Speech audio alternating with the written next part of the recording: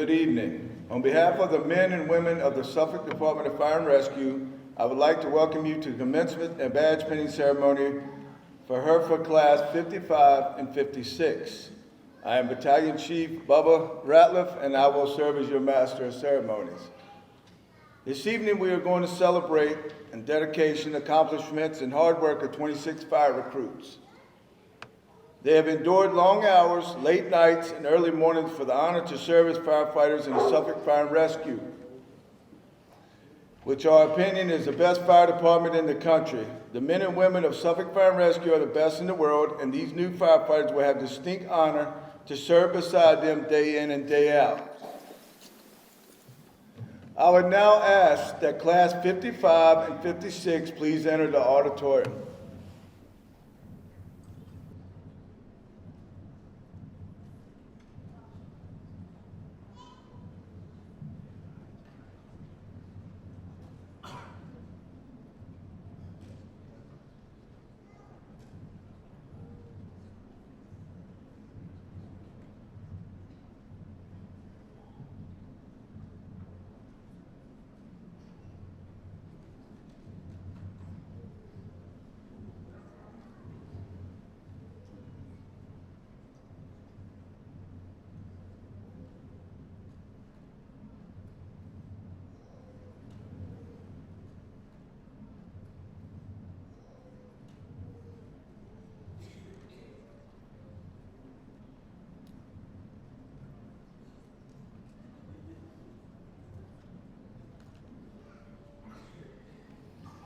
At this time, would everyone please stand?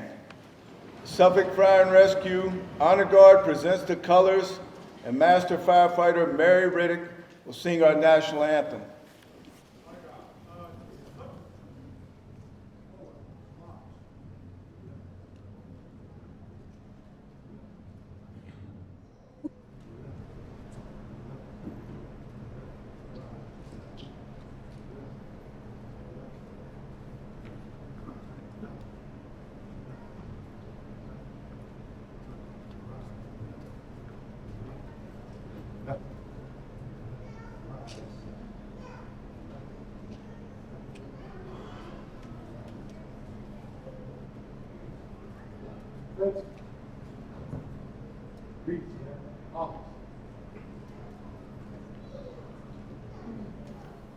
Oh, say, can you see by the dawn's early light what so proudly we hailed at the twilight's last gleaming, whose broad stripes and bright stars through the perilous fights o'er the ramparts we watched were so gallantly streaming, and the rockets regular, the bombs bursting in air, gave proof through the night that our flag was still there. Oh, say does that star-spangled banner yet wave o'er the land of the free and the home of the brave?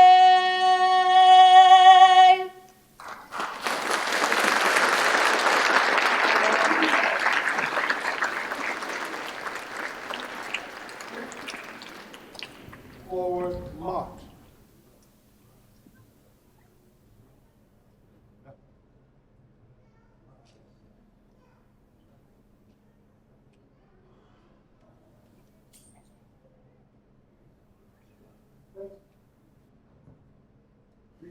At this time, you may be seated. Senior Firefighter Josh Baker, could I ask you to come to the podium and offer the invocation? Good evening, everyone. So there's 7 characteristics that define the fire service culture. That's integrity, moral culture, work ethic, pride, courage, loyalty, respect, and compassion. My advice to you is to never lose sight of these in your career. We can bow our heads now for a prayer. Lord, the work of a firefighter and an emergency medical technician is both dangerous and hard, so we ask that you continue to keep our new brothers and sisters safe. Guard them from all harm. We thank you for your sacrifices that they will make in our community, for the hours of training they have put in, and for the missed family events and meals and the sleepless nights they will face. We know that their work takes them away from their families, so we ask, Lord, that you bless their families as they wait for their loved one's safe return. Lord, we thank you tonight for those who have served Suffolk Fire and Rescue in the community. We pray your blessings upon those who are retired and those who are ill, and we also remember those who are no longer with us. May their stories and memories continue to spark fire in these new recruits. Almighty God, we ask that you bless all who have served with courage, perseverance, and determination. Help us in the fire service to be the best and use those gifts to meet the needs that we encounter, especially the needs of the public we serve. Lord, I ask you to watch over them and to keep them safe as they risk their lives to help others. Give them the strength they need for all they will face and to fill their heart with your peace. Guide us and protect us as we continue to do your work. Empower us to do your will, and at times in the name of all that is good and noble, honest and true. Lord, we thank you, and in your name we pray. Amen.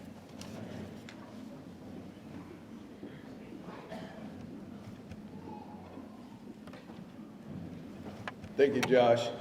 At this time, I'd like to recognize some special guests. Is there any retired, active military, firefighters, police officers? Please stand.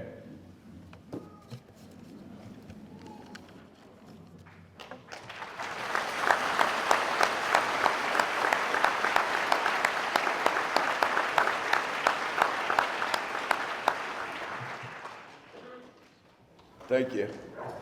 For our dignitaries, we have the Commissioner of Revenue, Susan Draper. We have the City Manager, Mr. Al Moore. We have Councilman Roger Fawcett, Councilman John Rector, Circuit Court Clerk Randy Carter. We have Division 5 VDFP, which is Virginia Department of Fire Programs, Doreen McAndrews, Councilman Leroy Bennett, Vice Mayor Lou Ward, and Deputy Treasurer Aaron Owen. If I missed anybody, I apologize. At this time, I would like to introduce Suffolk Fire and Rescue's Fire Chief Mike Baraki and ask him to come to the podium and provide opening remarks.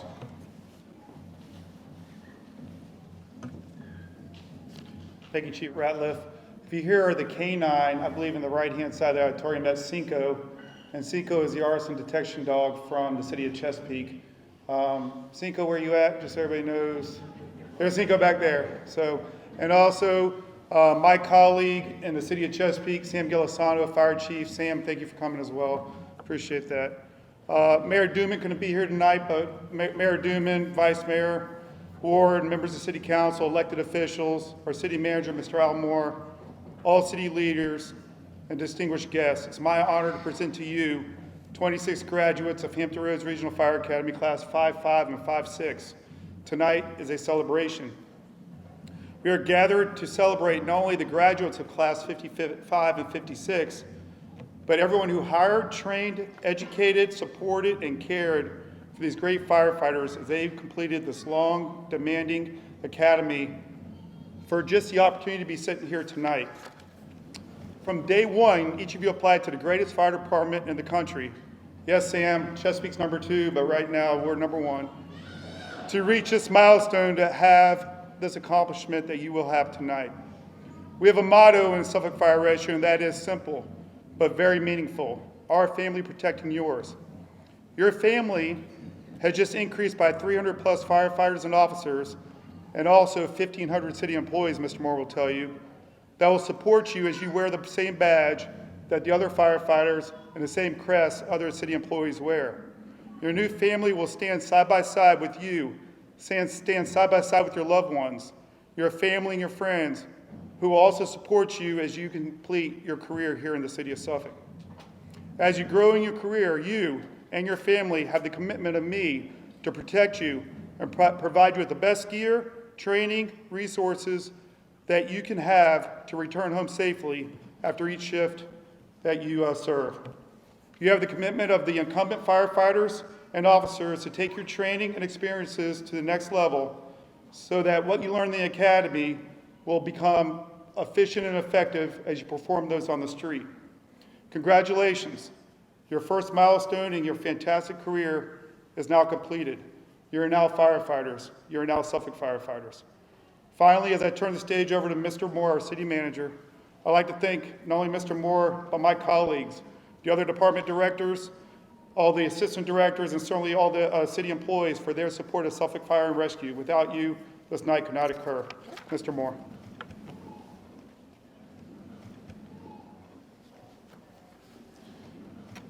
Thank you, Chief. Good evening and welcome to the Hampton Roads Fire Academy Class 55-56 graduation.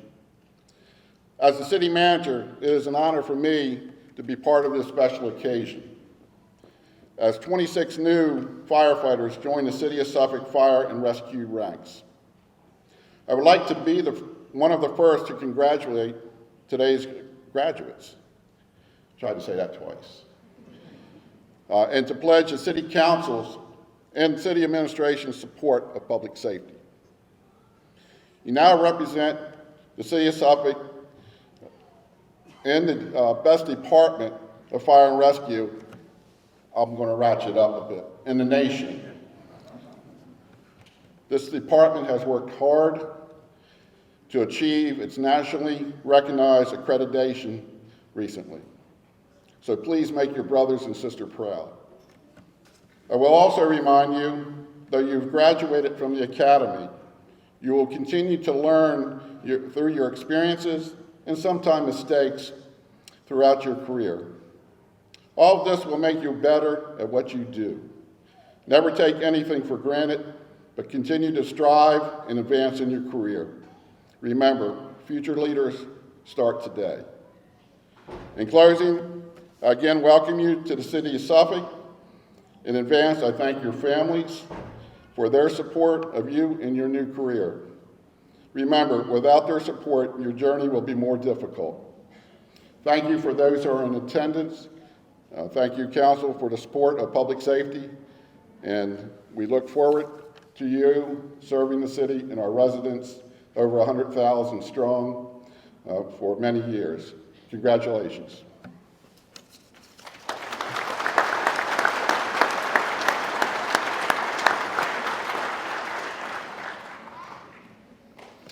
All right, before we move on with the program, I would ask the dignitaries to step down off the stage, so we'll have a couple videos to show, class videos and all. And I just want to say, after 15 academies, I finally made it to the podium, and I'm sorry, Chief Gilisano, I had my shot. At this time, I would like to ask the president of Class 55, Trent Bell, and the president of Class 56, Aaron Musumeci, to please come to the podium to provide remarks.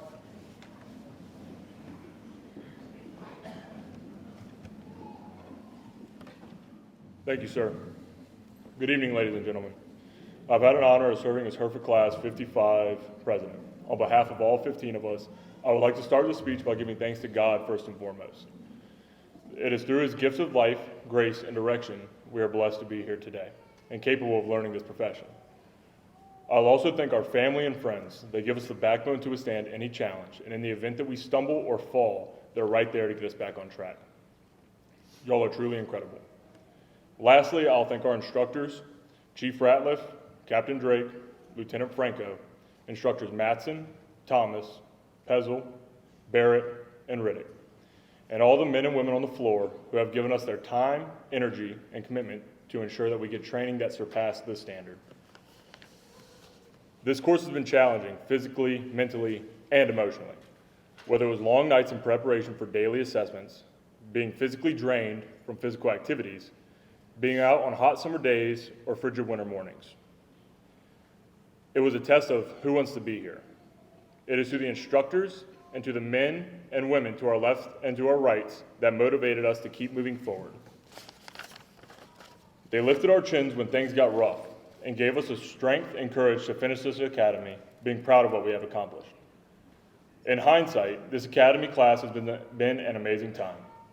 You didn't know what each day was going to bring. Experimental motivation techniques from the instructors, good times with the class, and laughter and tears shed from the beginning to the end. Our class took a while to get into rhythm. Once we figured it out, we were good to go. We had to measure to see if the juice was worth the squeeze. Just look at the amount of growth this class has experienced in approximately 12 months. Looking back at it, it was the small mistakes on our part that made this class fun, predictable, and exciting. In closing, I would like to challenge myself and the graduating class. That challenge is to stay hungry. Stay hungry for the next goal, the next accomplishment. To not lower your expectations to fit into the world. You are born unique, and it should stay that way. Never fall stagnant. Even in the event of failure, wrong turns, or brief periods of limbo, strive to be the best that you can be, emotionally, physically, mentally, and in all other capacities of life. If you're going to do something, give it your all. Do not forget to enjoy the path that you walk, even in the bad times. The sunshine would mean nothing if it never rained. So enjoy the journey to your destinations, the good, the bad, and all the friends you meet along the way. There is no substitute for replicating the satisfaction with every goal that you conquer. There's nothing like it. I will close out with a quote from Martin Luther King Jr. that has always resonated with me, and I hope it will resonate with all of you as well. If you cannot fly, then run. If you cannot run, then walk. If you cannot walk, then crawl. But whatever you do, you have to keep moving forward. At this time, I ask all of you to direct your attention to the screen. Our class has put together a video that we would like to show you.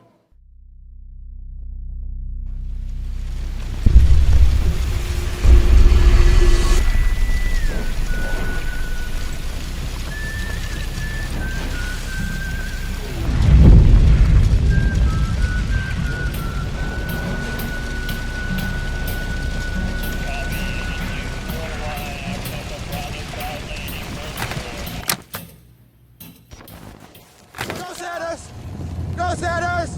Yes, sir, Sanders on that pass. Go, Sanders, go! Go! Your training art. Come on. Pulling until last up, right? So sprint. I got you on camera, bro. Don't slow down when I turn either. Crew Blizzard. For Bell, climbing ladders. What's your name? Crew Ballard. Yes. What'd you just do? Look up there. Go to the top and come on down. Make sure you scream when you get to the top, though. How was it? Not that bad. Would you recommend it for children 18 and older? Absolutely. All right, cool. Absolutely.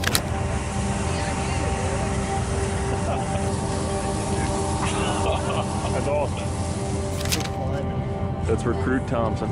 About to climb the ladder, right?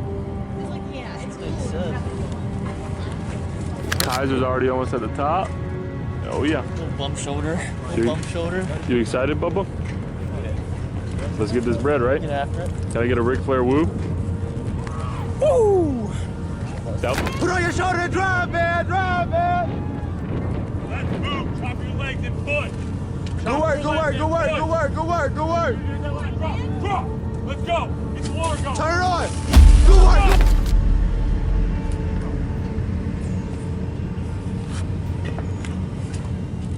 How was it, Bess?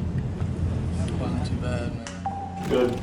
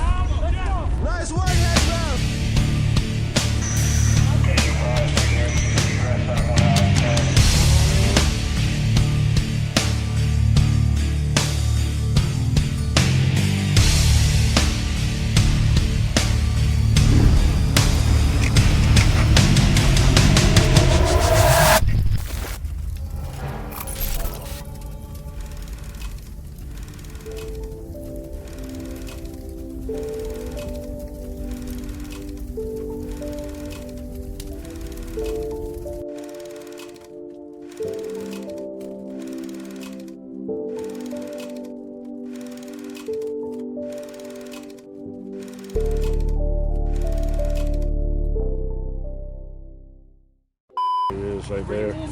The man, the myth, the legend there, Lieutenant Drake. At this time, I'll hand the microphone off to Class 56's class president, Aaron Musumeci.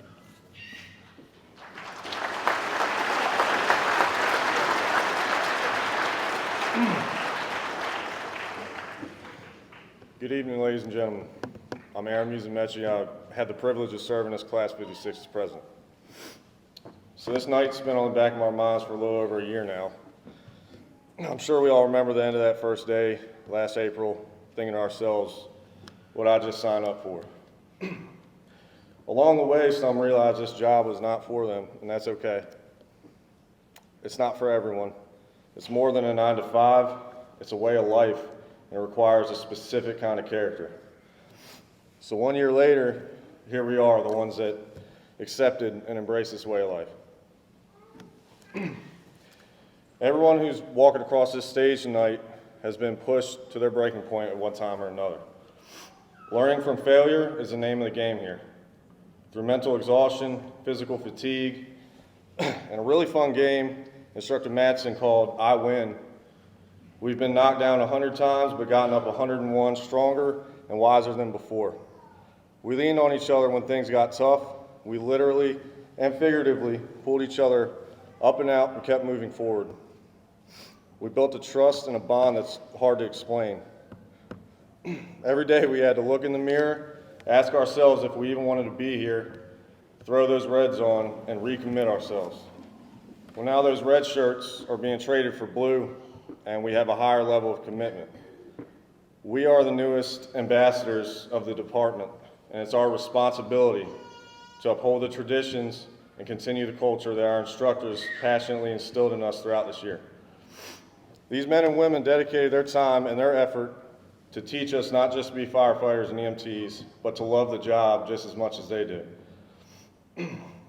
They taught us what dedication truly means, and we cannot thank them enough. So to our instructors, Captain Drake, Lieutenant Franco, Instructor Madsen, Instructor Pezel, Instructor Thomas, Instructor Barrett, Instructor Riddick, and all the guest instructors who took the time and exemplified that passion.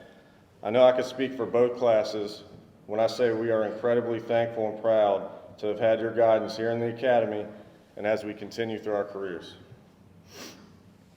So throughout this year, we learned a lot in a relatively short amount of time. But of all the lessons we've learned over the course of the Academy, I think one stands above all, that our duty is to the citizens and visitors of Suffolk, which is all of you sitting there tonight. We pray you never need us, but if you do, we'll be there. So before I wrap things up, I'd just like to thank Kings Fork High School for hosting this event. I'd also like to thank Chief Ratliff and the training division. Without their hard work and dedication behind the scenes, we wouldn't have had the training opportunities we are lucky enough to have. And lastly, I know it's been said many times before, probably be said again, thank you to the friends and families. It cannot be overstated that we absolutely could not have done this without your love and support. So thank you to everyone who came out here tonight in celebration of this achievement. Good evening, and congratulations 5-6, I'm proud of you, we made it.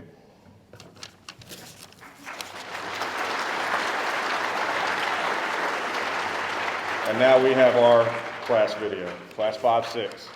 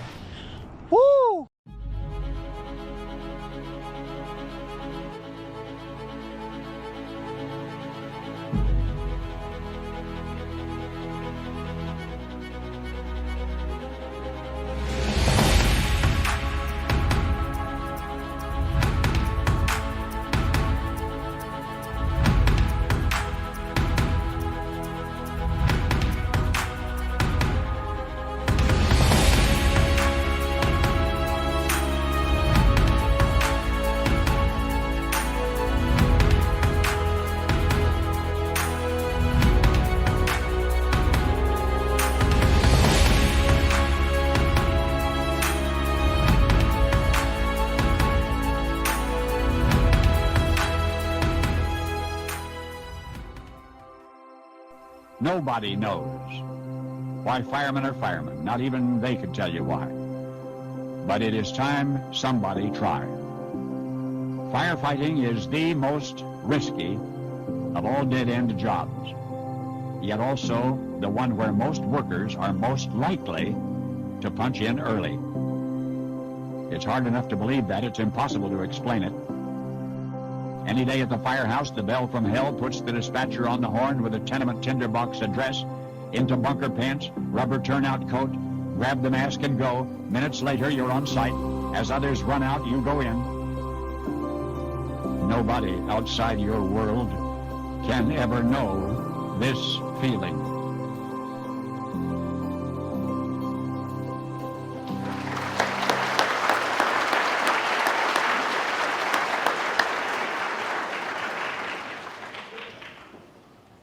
Ladies and gentlemen, at this time, I would like to introduce the keynote speaker for the evening graduation, Fire Chief Michael J. Baraki. He's a 31-year fire service veteran. He's the Fire Chief of Suffolk Fire and Rescue and serves on the 911 Service Board, appointed by Governor Youngkin in 2023. Rocky is a nationally registered paramedic, is a neonate paramedic, critical care paramedic for Children's Hospital of King's Daughters. Rocky is a participating agent representative and task force leader for Virginia Task Force 2, one of the 28 National Urban Search and Rescue Teams. Rocky is the chair of the Hampton Roads Fire Chiefs Association and has a master's degree in public administration from Old Dominion University. I don't like calling him Mike. Chief Baraki graduated National Fire Academy Executive Fire Officers Program in 2009 and is credited as a Fire Chief Officer by the Commission of Fire Accreditation International. Baraki also authored the Critical Decision-Making, Point-to-Point Leadership, and Fire and Engineering Services through Fire Engineer books and videos, regularly contributes to Fire Engineer Magazine, and is an FDIC International Pre-Conference and Classroom Instructor. Please join me in welcoming Fire Chief Mike Baraki. Thank you, brother.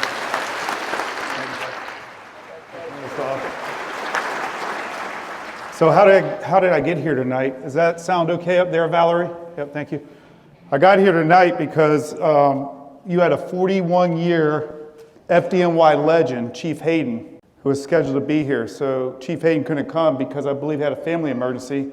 So you got me, so I'm sorry for that, but you got second up. But with that, it's my honor to be here, and I'm trying to get, there it is, trying to get Tammy's up top, my executive. Hey Tammy, thank you so much for helping out tonight. Thank you, Chief Ratliff, for providing me with this honor. It's truly my honor to be here to give you your keynote speech. Usually I go out to do this, and I sit back here with Chief Dickens and Chief Adams, and I say, I wish I could do that for my own academy, so I get this opportunity today. So thank you so much for allowing me, Bubba, to be here. As I prepare for tonight's speech, I need to tell you about my journey. How did I get here? Because this journey that I've done is very similar to your journey. That kid over there on the left-hand side I was 3 years old. That fire hat says Arlington County on there.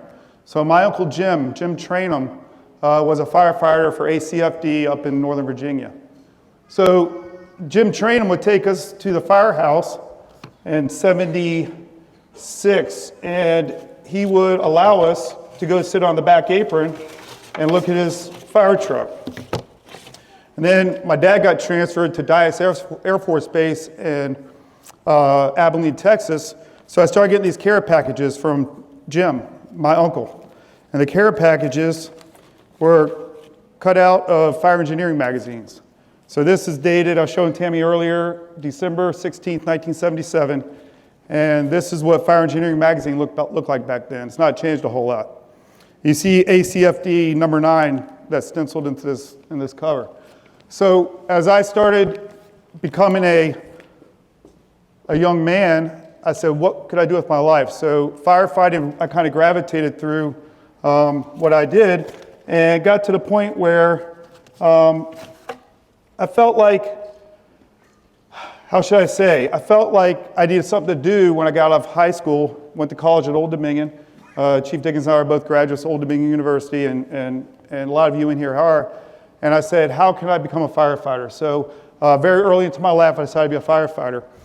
And I got to the point where I felt like I was going to get there, and in 1993, 1993, many of y'all can remember in this room, the recession, there's a lot of things going on, and the only way to get hired in the job was if somebody retired or if they had a medical emergency or something. It was very hard to get hired in the fire service at that point.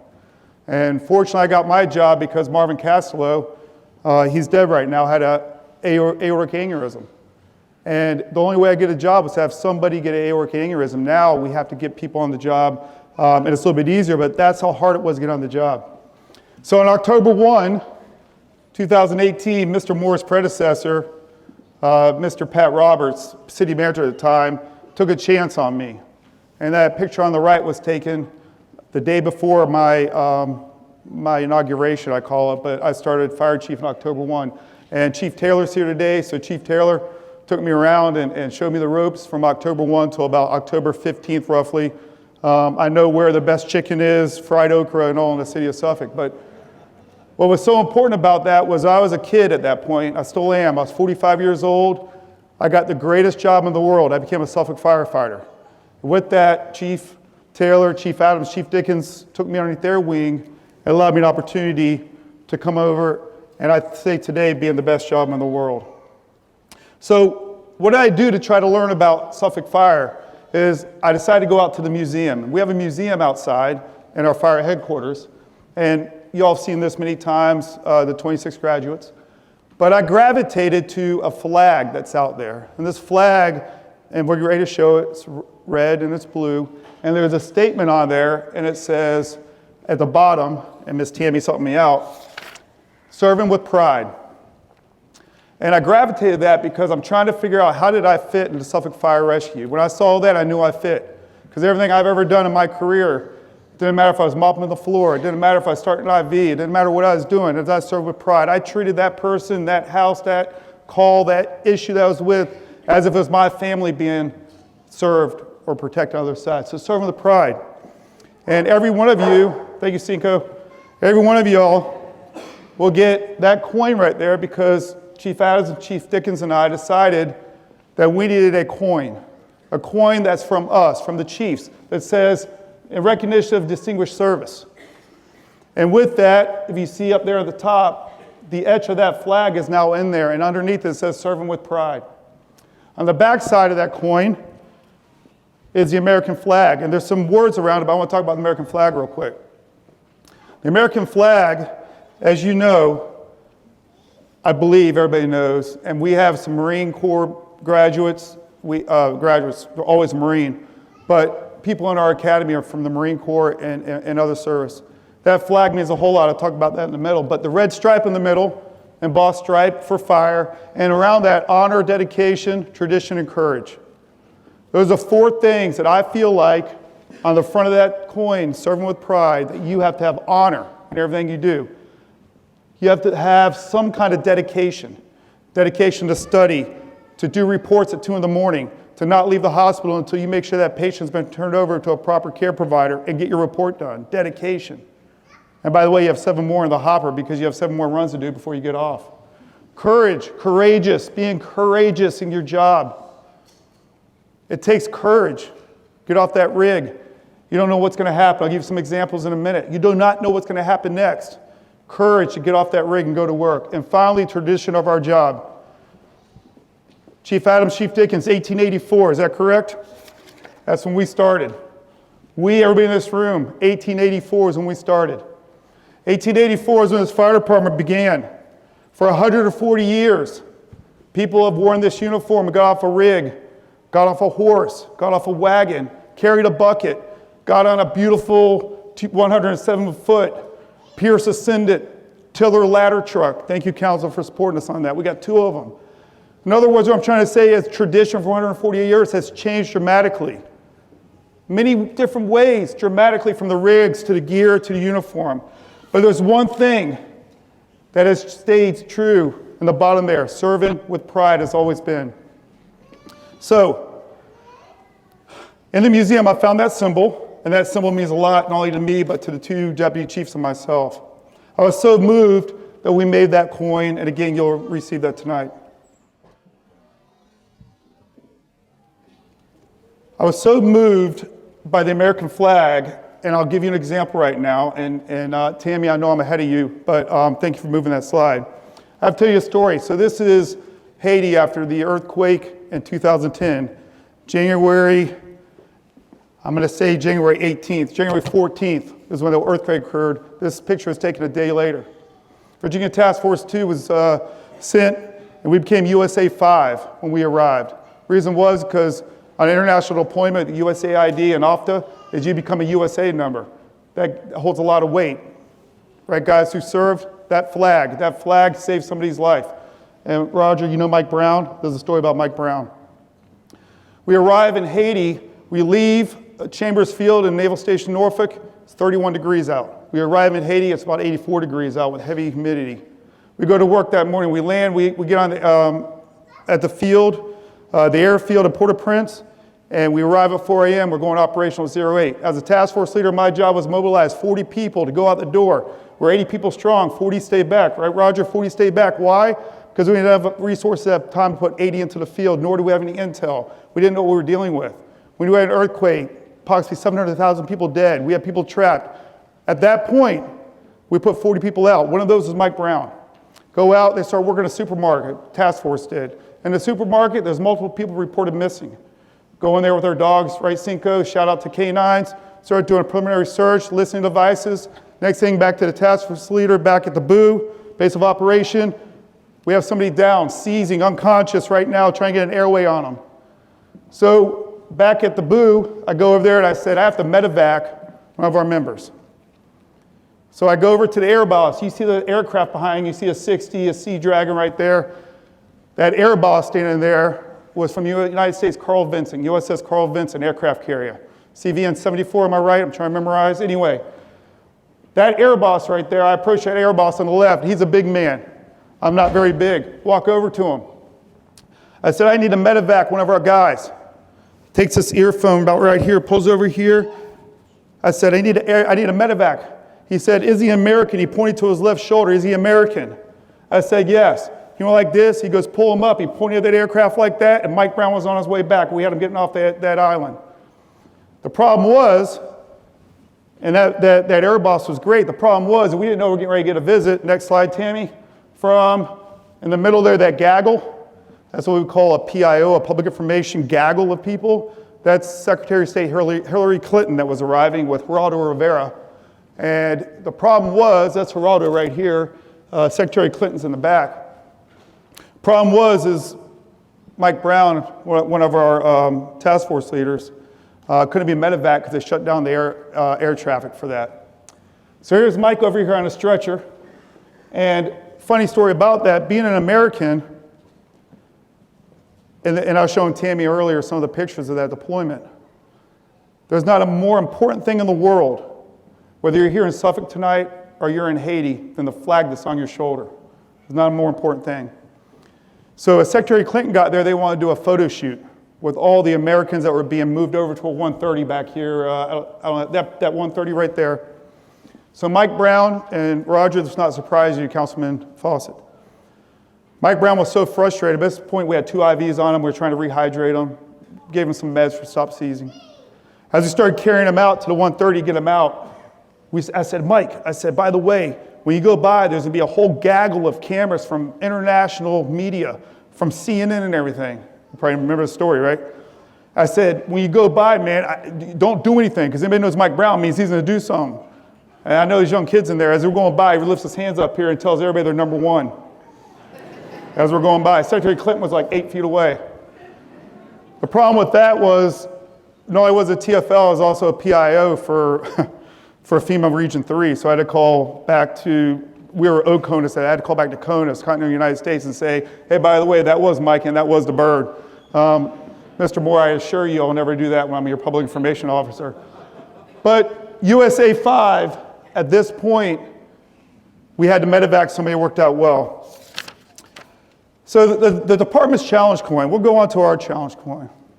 One thing that Chief Dickinson Adams and I did was we made our coin. But if you look at the left, as that coin says at the very bottom, tradition, dedication since 1884. You'll get another coin tonight, another challenge coin. And this coin right here will allow you to carry with you at all times, or it might be hard on duty because of what we do, but to think about the tradition that Chief Taylor, that Chief Adams, 37 years, that has given to this organization. You will now give, and you'll carry a coin for as many years as you can serve and take the same pride and honor.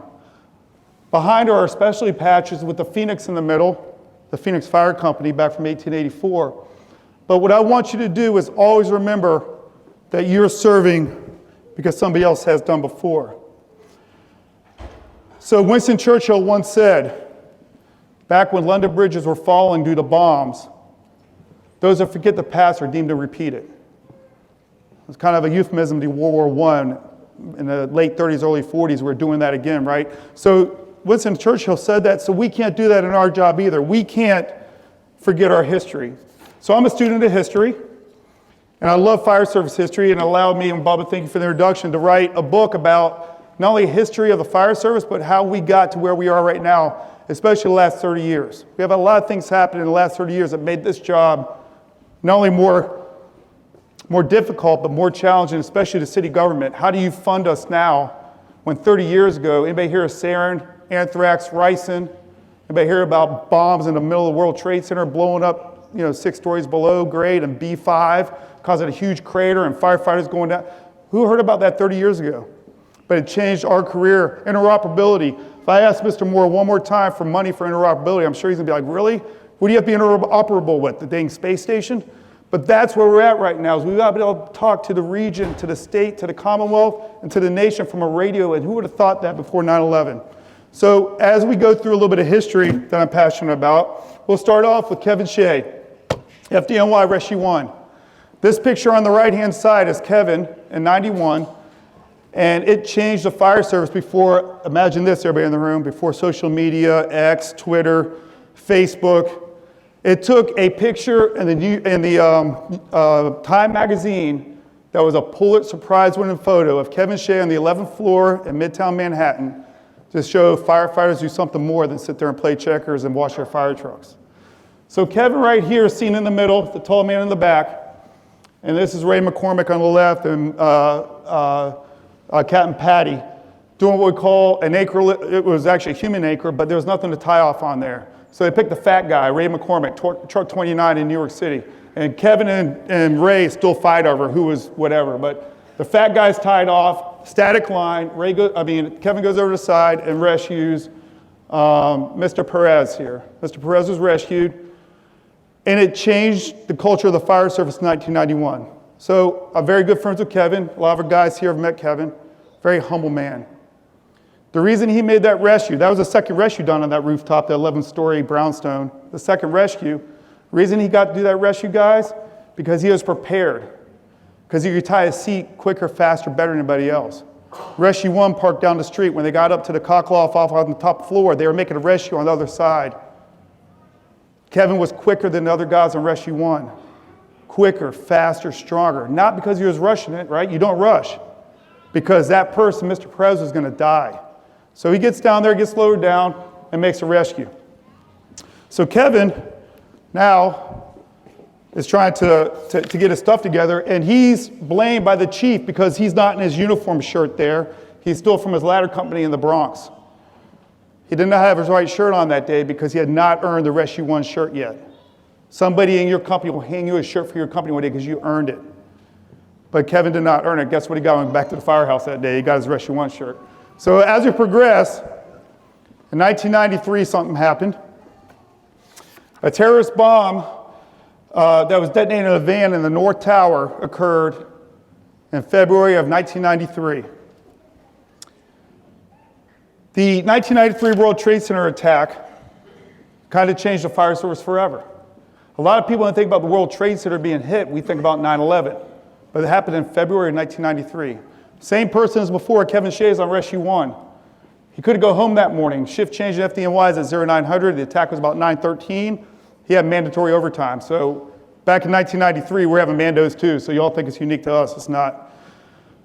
He couldn't get off Rescue 1 that morning. Went to a transformer fire at the Vista Hotel, North World Trade Center. That was what the dispatch was for.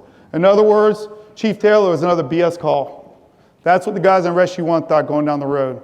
Arrive on scene, you see smoke coming right now out of the Vista, North World Trade Center over there, Vista Hotel in the middle. Another vault fire and a transformer, happens in FDNY, another call like that. Kevin gets inside, tells a story. He goes, I was inside the Vista and there was a bank in there. He said the bank was like almost completely weird in the fact there's an alarm activation, but everybody's purses and women's purses were still sitting there. The bank vault door was still open. He said he'd been on alarm activations hundreds of times to the Vista Hotel, and everybody in this room probably agree, right? If you had a fire alarm right now, would everybody here pick their pocketbook, their purse, or their personal belongings and leave? You wouldn't leave it there. He said there was something going on. He walks over to where the Vista Hotel or the bank opened up and goes off to a brushed concrete floor into the parking deck. Made 4 steps in there, balls of concrete like skates, and he fell into that hole that's on your left-hand side. From B1, below deck 1 to below 5. Actually 5 floors, he fell into a crater. No idea that a truck bomb had detonated. That was the first terrorist attack that the American Fire Service had to endure. Kevin was rescued. They called it, at that point before 9/11, the greatest rescue of any single firefighter. Steve DeRosa, Dimitri Wilson, our SOC chief, is where? He's in Louisiana? New Orleans. So the equivalent of our chief, Dimitri Wilson, Steve DeRosa executed a 45-minute rescue of Kevin Shea. Shattered knee, femur, broke his nose. But what was unique, when Kevin got to Rescue 1, his lieutenant, Captain Patty at the time, and his lieutenant after that said, Kevin, you always have to put your helmet on right. You might be on the rescue company, but everybody's watching you. He used to have his air pack come up, and his air pack, when it came up, had a cheater in it. And they would bite on the cheater, and they would breathe, the man valve, right? And then you spit it out, and then you keep on working. You let your air, your Scott, that's what they call it, but the air tank will last longer. What did the lieutenant tell him? And Captain Patty said, you don't do that here, Shea, you do it right. You always put your face piece on, you don't use a cheater. So when he fell into the crater there, he had his helmet tight. He had no cheater on his face piece. Saved his life. Saved his life because he did it right. You never know in this job when you're going to fall into a crater and you need to live. So Kevin lived. So as we go on, Kevin's now retired. So I was out in Montana and hung out with Kevin. That's Lucy, his wife, and Kevin over here on the left. They raise goats now. His nose is still messed up because he broke his nose bad, and I still joke him. He's one of those people that when he laughs, he snorts a little bit. Yeah, so I still joke him a little bit about it. But Kevin and I will get together. I go to Indy on Sunday. I'll hang out with Kevin for a week. And a great person. Kevin is the epitome of the United States Fire Service. Because the reason he got to Rescue 1 because he worked hard. The reason he got to make that rooftop rescue because he was quicker, better, and faster. He survived falling 6 stories into the crater of the World Trade Center. Lived. Got promoted to lieutenant. Retired 5 years after, medical. But they sent, who here likes a fireboat? Anybody want to be on a fireboat? In New York City, when he gets sent to the fireboat, it's because it's the end of your career. He got sent and he became lieutenant and retired from the fireboat. But the funny part about it is he still engages. Great man, good friend, and he tells great stories about. So what happened in 95, April 19th, OKC? And I apologize if the picture on the right is offensive to you, but that picture changed the fire service again. Alpha P. Murrah Building, April 19th, 1995. One of the most amazing events that happened for the United States Fire Service. OKC, Oklahoma City, 34 stations, 1,100 firefighters. Bobby Lax, he just retired, good friend of mine, battalion chief now, was on the first arriving engine company to that Alpha P. Murrah Building. He was dispatched to a car fire. Think about you right now. You're dispatched to a car fire, and that's what you see when you roll up. It probably wasn't wrong. There's multiple vehicles burning. They got that right. But they forget to tell them that the face of the Alpha P. Murrah Building was on the ground. This incident right here changed the fire service for not only that, but for our USAR program.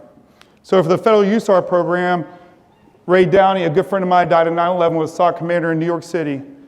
Him and Chase Sergeant, Mike Brown, and Ray Downey were the day and night operation commanders in Oklahoma City. But what it did was it allowed us to say that we can do that. Oklahoma City, imagine this, 34 stations, 1,100 people that got no auto aid or mutual aid from anybody. That fire department handled that incident. 12 days before the building was brought down, they handled that incident. With that, the firefighter on the right, he tragically committed suicide about 7 years after that picture was taken. Couldn't handle it.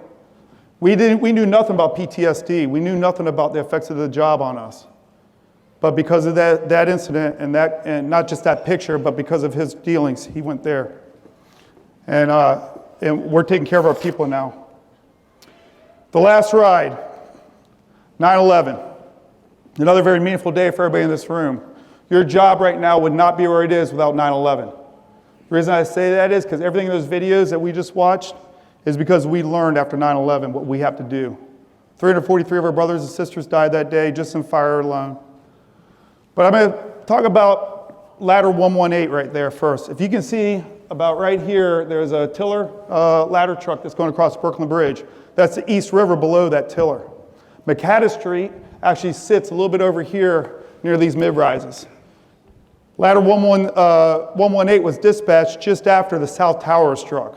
So 9/11, the North Tower was struck, the South Tower was second. Their alarm activation was for the South Tower. As they're responding over there, they were given the assignment of the Marriott.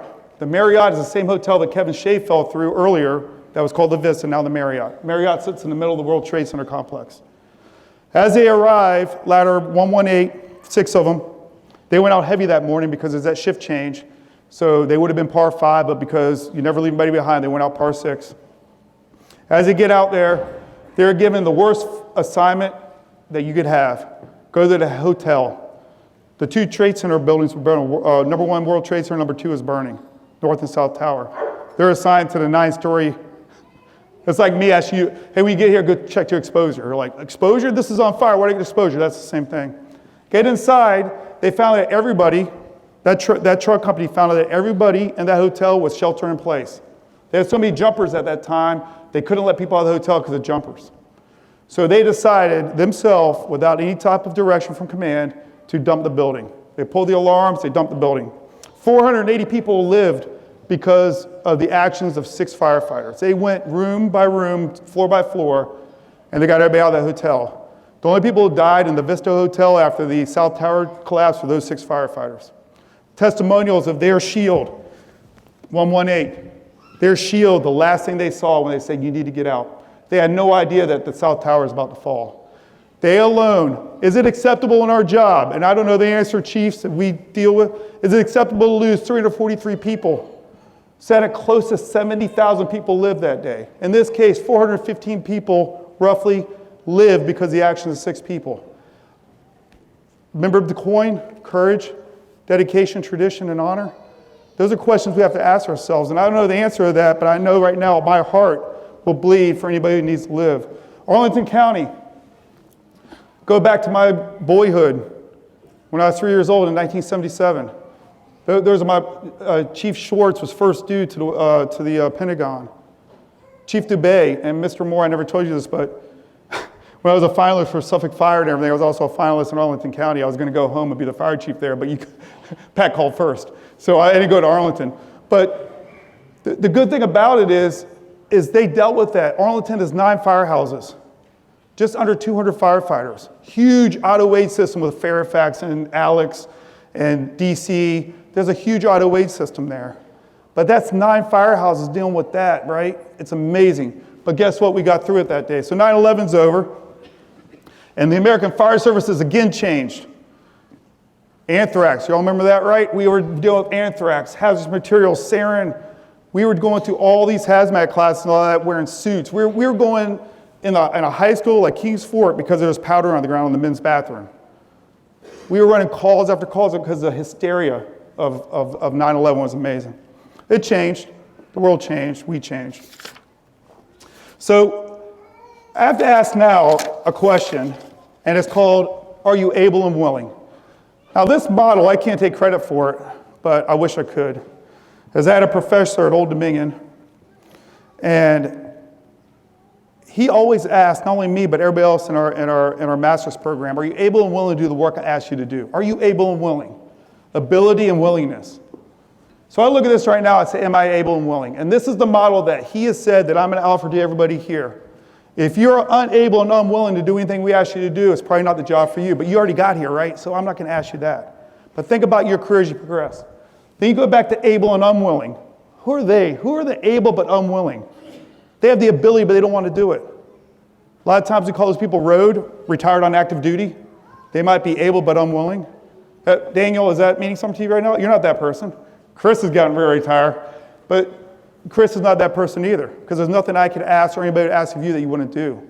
But those people we call sandbaggers, they sandbag. They're able, they're unwilling to do it. The unable, willing people need a hug. They're the people that are willing to do everything, but they just cannot do it. Anybody in life, I always call they need a hug. And the last person on the right-hand side up there, they have to be able and willing. And I'm asking you right now in your whole career, is to be able and to willing to do whatever we ask you to do. Be able to get top of the 11-story professional building and make a rescue where our school board is. Go over across the street where we had a fire on the rooftop, right, William? Where are you at? William Kessinger? Burning the roof off of the bank building. Those guys in ladder 3 that was on that call, raise your hand if you were on that call. They put a flying standpipe up there. Keith, were you on ladder 3 that day? Oh, well, you're on ladder 3. One of you, so you're unable or unwilling to listen to me right now. You got to listen, be able and willing. But truck 3 set up flying standpipe and climbed about an 80-degree climbing angle. Everybody saw those ladders. And what happened to one of those pieces of hose when they're 50 feet up, William? It dropped. Who said that? Yes. Was that you, Manny, was that you? Remind me to fire you tomorrow. That was terrible. But a section of hose fell, right? About 50 feet up, maybe? 2 sections up? Yes, sir. That was one of the best firefights I've ever seen in my career, was that fire. I was so proud to walk around there, and I'm saying, I cannot believe what I'm seeing right now. Most fire departments would never put that fire out like you did. Not just you, Manny, the 70 people that went to that fire. It was amazing.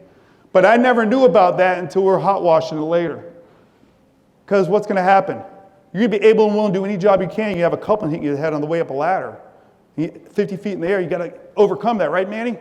You got to overcome it, get up there, get water on there, charge a hydrant, get the flying standpipe charged, get the fire out. That's what you got to do. Very amazing stuff. So then, able and willing. I'll go back to one of my, Tammy, if you don't mind. And I'm almost done, guys, but I get this opportunity once in my lifetime to be the keynote speaker. So Tammy, go to the next slide. I never do a presentation without my kids. So my kids are up there. If I get emotional, Manny, it's your fault.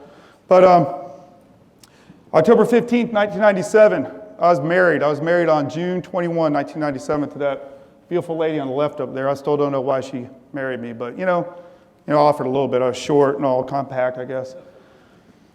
But Miss Wendy, I was telling a story while telling this, but anyway, she went to cardiac arrest on October 15th, 1997. And who was the first, really the only one, the medic there was myself. I'm facing, right now, being married for less than 6 months, and my wife is in cardiac arrest in front of me, and I was the only one there that, we had other people, we had ladder 8 there, which were EMTs, but I was a paramedic. It changed our life because you have to be able and willing to do your job, but what do we always say out there sometimes? It's not my house burning. It's not my building on fire. It's not my car on fire. It's not my family having chest pains. I guarantee you, everybody in this room right now will deal with your family having a medical emergency or a fire, and you got to go. Too many stories are out there where somebody's wife was cut out of a car. Today, we took care of Mike, right? You guys may not know, but one of our employees was on an overturned vehicle this morning at 58 at Pitch Kettle. We got to go to our employee right now that was at one point pinned in his vehicle. It happens. So I never want to hear anybody, certainly you guys, ever say it's not my house, it's not my building, it's not my family member, because it may well be. We treat everybody like they're our mother, wife, son, daughter, or whatever. So I can honestly say right now, I've seen my wife's vocal cords. Pearly white cords, good tubes, see them past the cords. 7.5, pumped up the cuff, bagged it in a little bit, put some albuterol down the tube, gave her some epi. About 3 rounds of epi, CPR for about 7 minutes. Ross was achieved, and she lived. If that didn't happen, that beautiful girl, my daughter up there, my favorite picture, my son there on the right, and then those two together would never have been born, 2002 and 2004. I'm not saying I didn't crap my pants, I did. I'm not saying that I had to get it together, I did. But you never know when in this job. And as I get ready to close out, you have to ask yourself, Tam, move to the next slide, are you able and willing to have skillful judgment with decisive importance? My whole life that I'm trying to bring this fire department in this city, and certainly when I serve with Chief Adams, Chief Dickens, is allowing you an opportunity to think. You'll find policy and procedure. You'll find general orders. You'll find informational bulletins. But you have something more important than I could ever put out in the IB or a GO or a rules and reg. You have a brain. And you got to use your brain. I want you to, because when it says skillful judgment, that doesn't say skillful following commands at all times because the rules and regulations says I have to do it, sir. You have to make judgments. But the decisive importance will make people live or die. Decisive importance. Going over the side of a roof, opening a roof, going into a cock loft, going into a basement, search left, search right, tube, don't tube. Where you at, Eric Thompson, right? Give blood or don't give blood. Critical decisions I can't help you with, right? You got to make that call. You got to make that patient live. And we got to do it together because we train, live, work together. When we make decisions, my whole life is based on do never follow a straight line. As I leave here and turn this back over to Bubba, Chief Ratliff, life is not a straight line. Decision making is not a straight line. You have a point of arrival and a point of decision. And you might have to go not in a straight line, because if you go in a straight line, you might die. You might get injured, you might get hurt. It's so easy to walk in a straight line, but my point to you might be better going this way. So I implore you all, when you learn, develop, make your next training decisions. Going your next run is don't have tunnel vision. Look at the whole picture. Follow your leader, follow your lieutenant, your captain, follow your senior firefighter, your master firefighter. But never walk in a straight line without having vision, because you will get hurt, okay? So as I turn it over back to Chief Ratliff, I want to say thank you. Been an honor to be your keynote speaker, and if Mr. Moore have a job tomorrow, I appreciate that. If not, then I'll get my Bigger's box. So thank you guys, and I have to invite them back up, right? Can the dignitaries please come back up to the top? I'm going to turn this microphone on.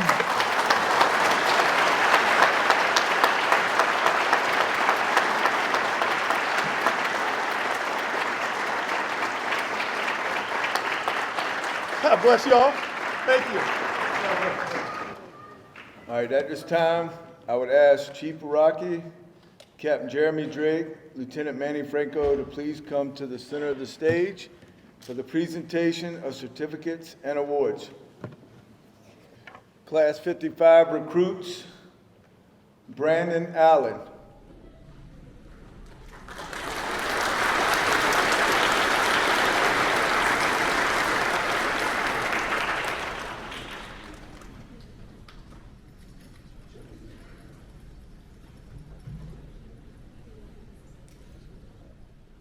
Isaiah Arroyo.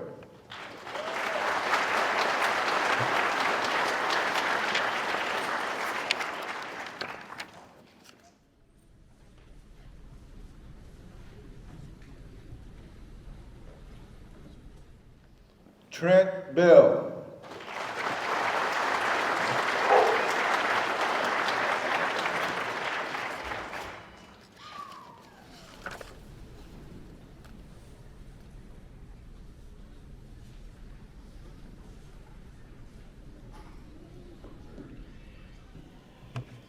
Jeffrey Best.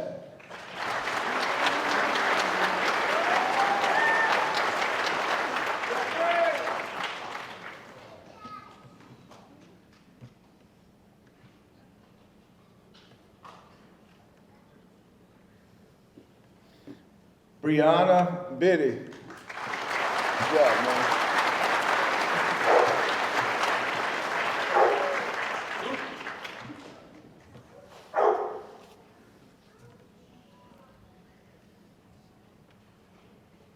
Shane Blizzard.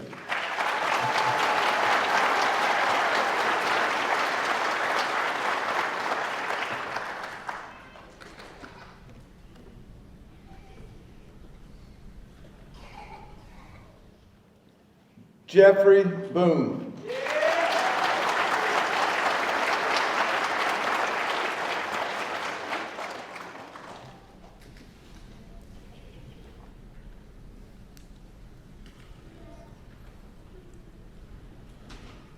Adam Coffin.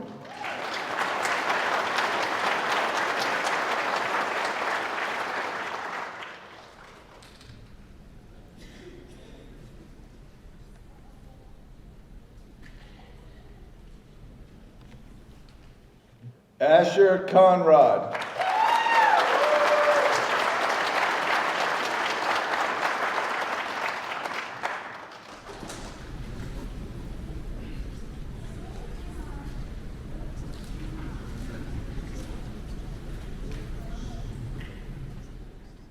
Richard Cruz Navarre.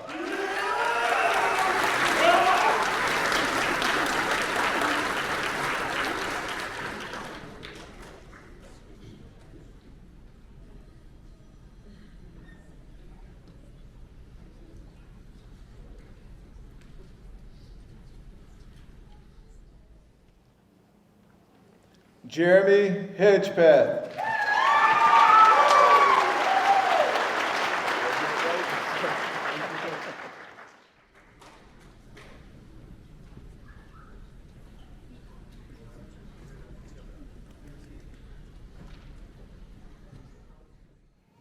Matthew Kaiser.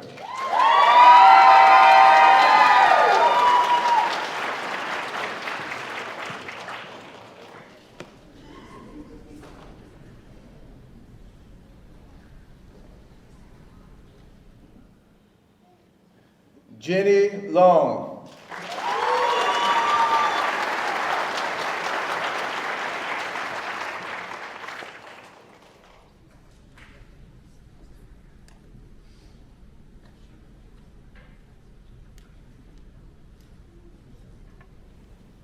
Grayson Mann.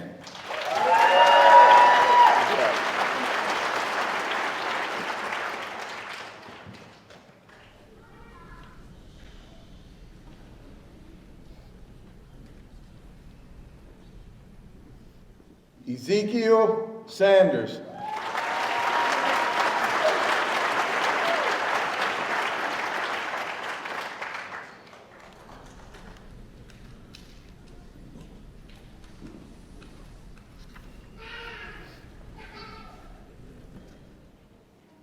Joshua Thompson.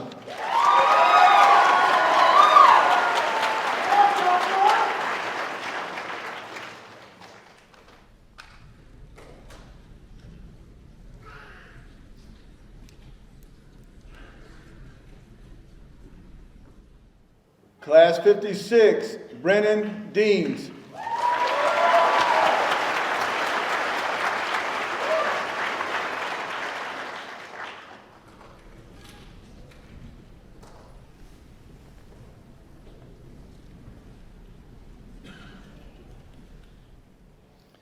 Matthew Gert.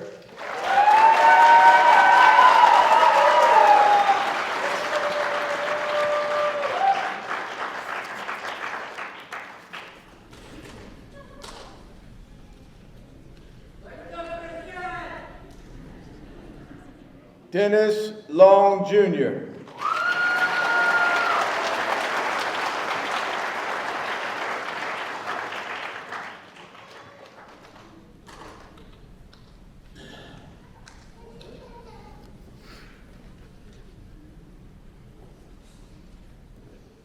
Patrick Madariaga.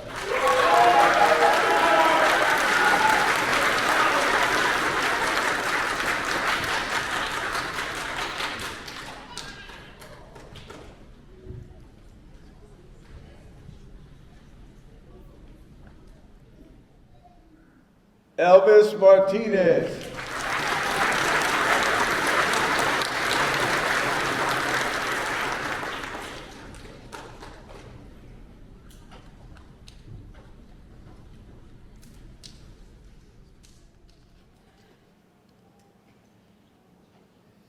Aaron Musamechi.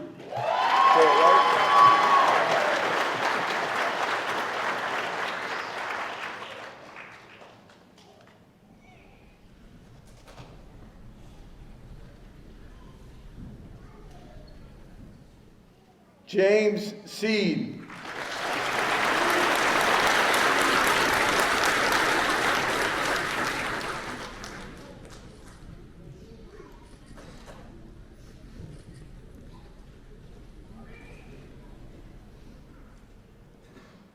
Michael Shields.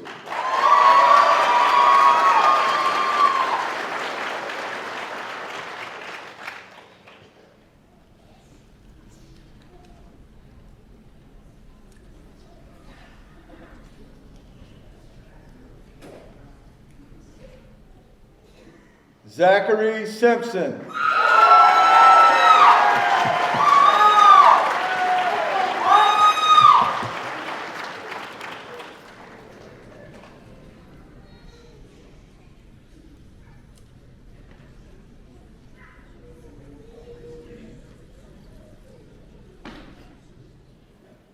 Jonathan Wadman.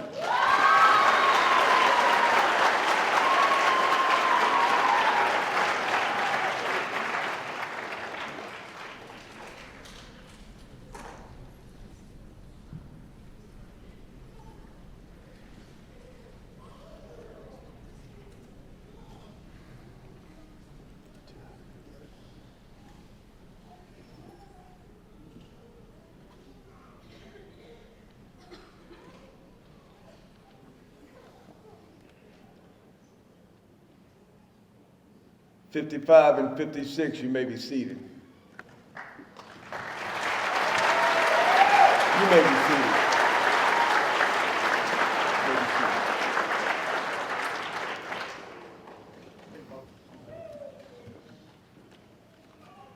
At this time, I'm going to call Captain Drake, Lieutenant Manny Franco to present the special awards.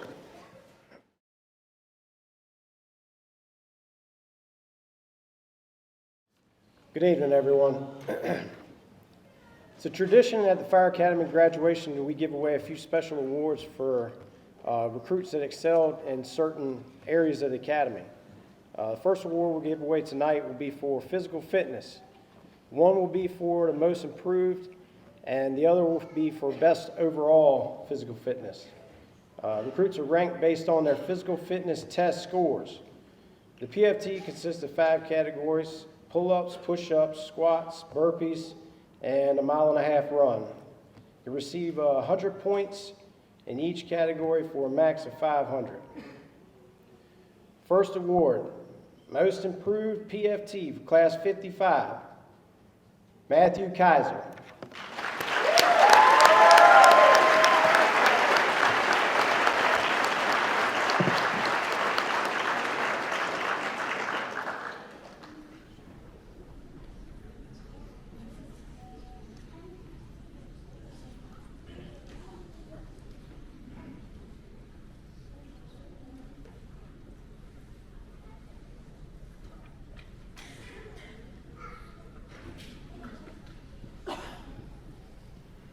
Most Improved, Class 56, Zachary Simpson.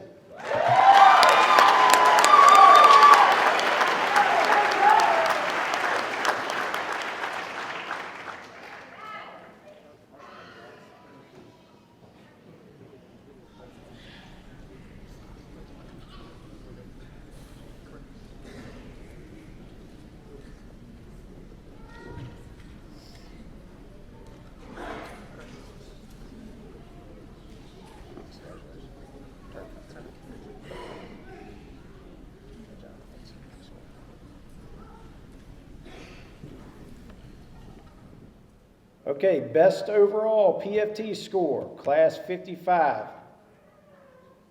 Shane Blizzard.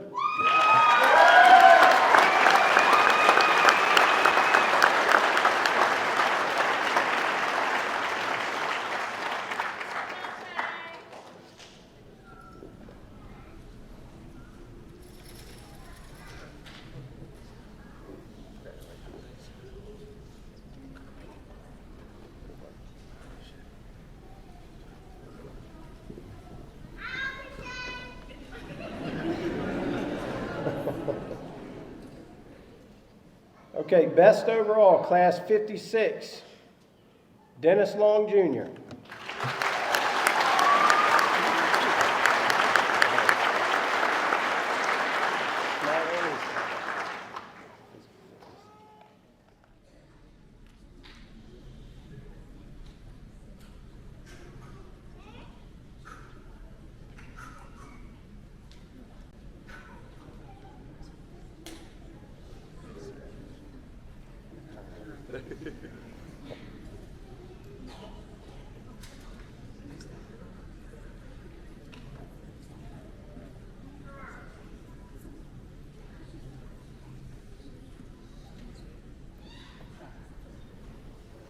Good evening.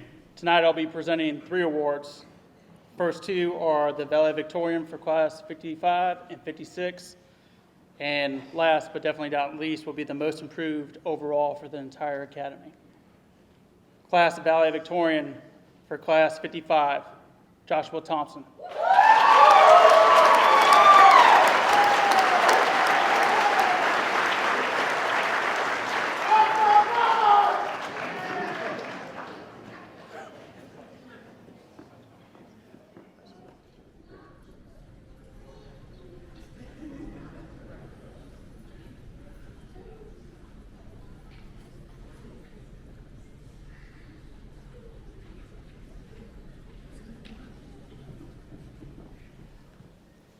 For class 56, Dennis Long, Jr.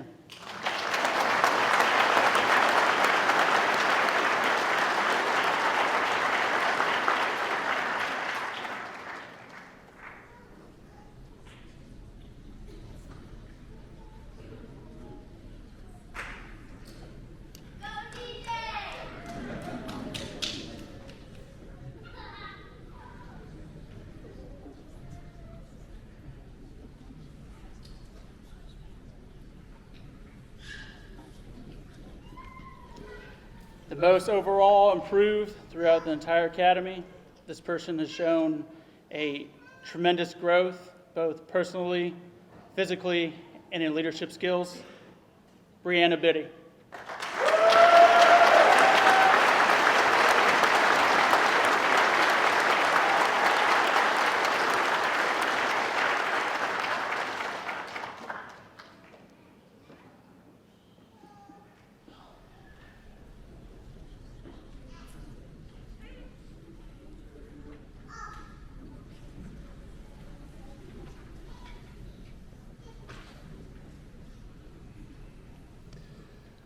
Before we move on to the next one, I'd just like to recognize, I'm also the battalion chief head of training, and I'd like to recognize the staff that has spent countless hours training these individuals and turning them to a firefighting force. Cap Drake, stand up. Lieutenant Manny Franco, Instructor Pezel, Instructor Thomas, and Instructor PJ Madsen.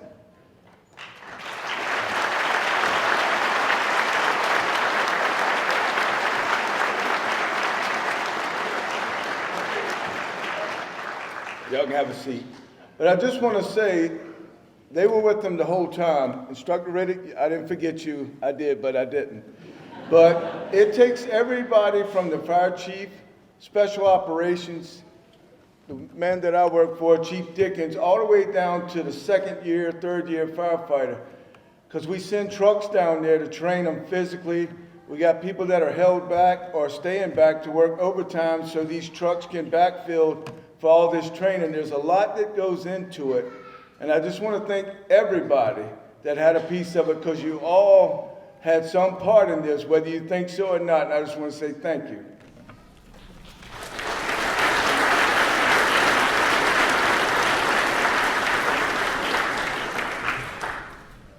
Now, as we move towards to perform the oath of office, I would like Mr. Randy Carter to please come forward. At this time, I would like Class 55 to please come forward to this front of the stage and face the audience.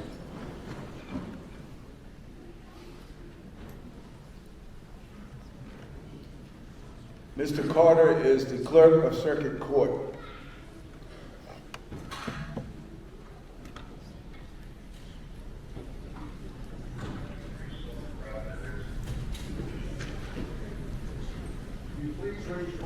Repeat after me. I state your name. I state your name. Do solemnly swear or affirm. Do solemnly swear. That I will support the Constitution of the United States. That I will support the Constitution of the United States. The Constitution of the Commonwealth of Virginia. The Constitution of the Commonwealth of Virginia. That I will faithfully and impartially. That I will faithfully and impartially. Discharge all the duties.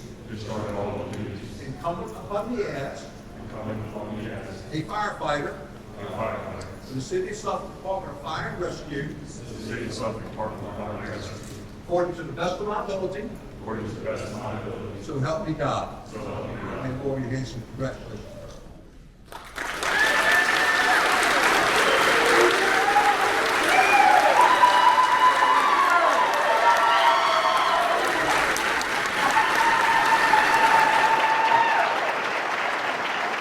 Class 55 remains standing. At this time, I would like the badge pinners for Class 55 to please come forward.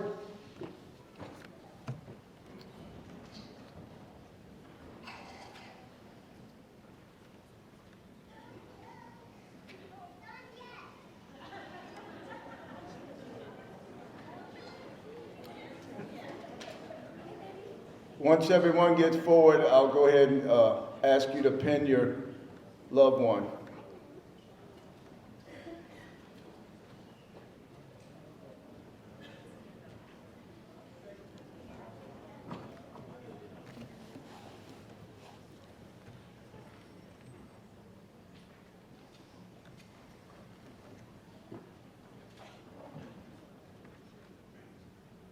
You may pin them.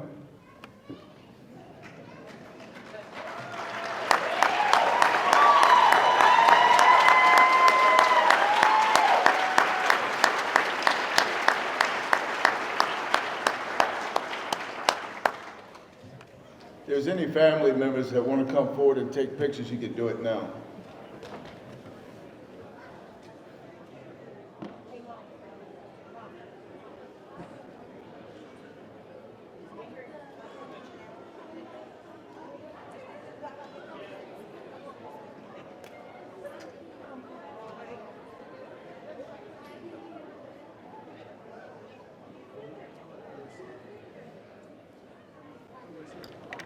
How about a round of applause for Class 55?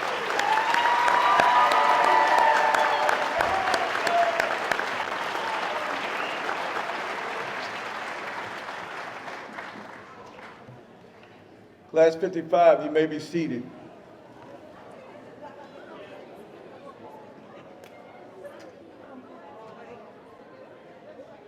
I would ask again that Mr. Randy Carter please come forward. Thank you, sir. Would Class 56 please come to the front of the stage and turn and face the audience?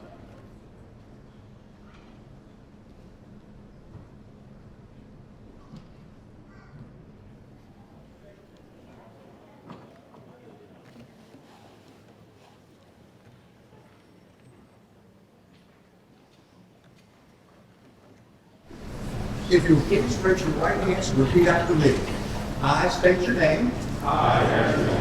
Do solemnly swear or affirm. I'll support the Constitution of the United States. And the Constitution of the Commonwealth of Virginia. That I will faithfully and impartially. Discharge all the duties. Incumbent upon me as. A firefighter. For the City of Suffolk Department of Fire and Rescue. According to the best of my ability.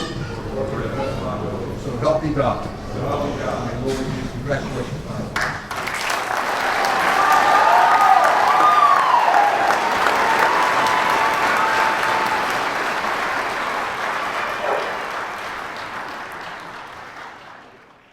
Would Class 56 badge pinners please come to the front and stand in front of your loved one?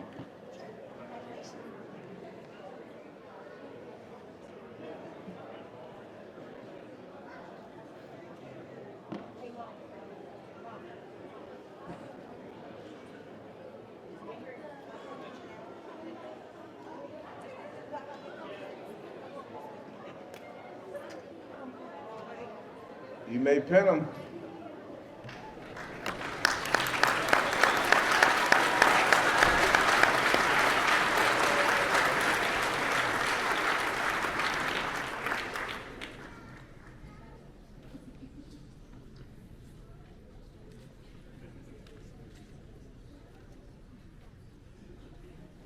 If any other family members or friends like to come forward and take pictures at this time, please do so.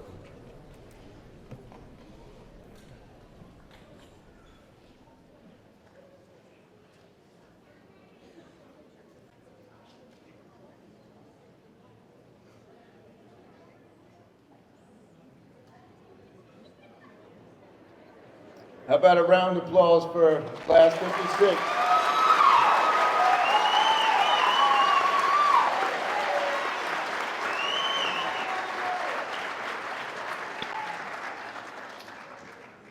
You may be seated.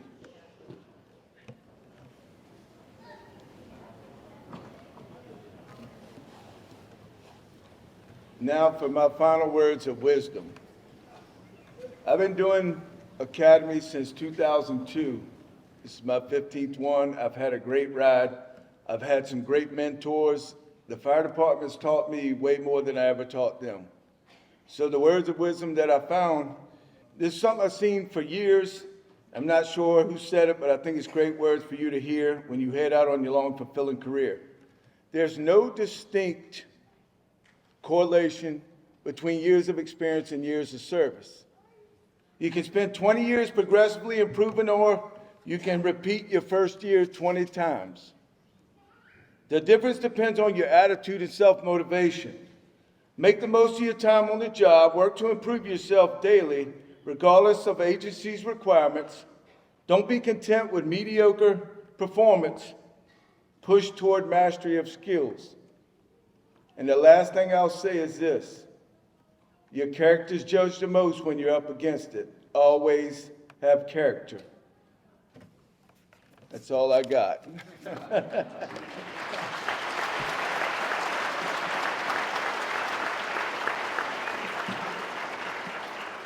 For our closing remarks, I would ask that Chief Michael Baraki come back to the podium at this time. Bubba. I'm going to publicly, because Bubba will never say, but Bubba is going to retire on July 1, I'm sorry.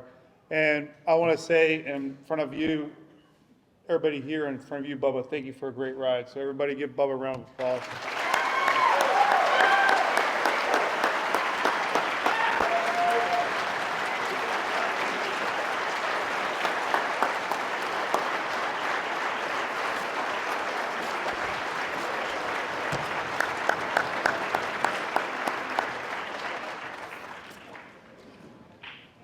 Very simple closing. Thank you to Suffolk City Public Schools for allowing us to use this great auditorium. Superintendent Dr. John Gordon, certainly the principal here, Derek Bryant. Chris up in the booth. Chris, thank you, buddy. Very good job as usual. And finally, we got Andy, we got Val and Danny. Without you guys, this would never happen. Thank you all. Have a great night. God bless. Thank you.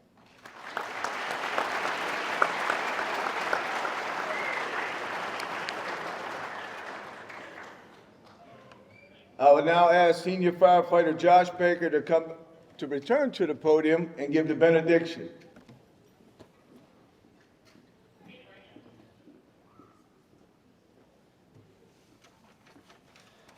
All right, great night. Congratulations once again, guys. We could just close our eyes, bow our heads one more time. We'll get close out of here. Dear Heavenly Father, we just thank you for this evening, God. We just thank you for the commitments that have been made here to Suffolk Fire and Rescue and to the community here in Suffolk.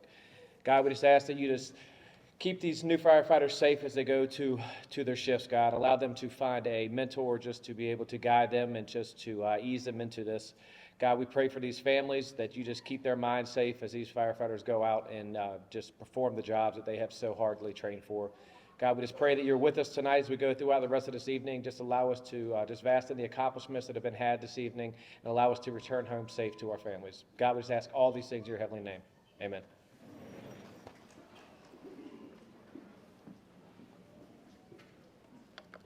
Thanks, Josh. Before we conclude the ceremony portion of our event, I would ask Captain Drake to stand up and properly release the new firefighters.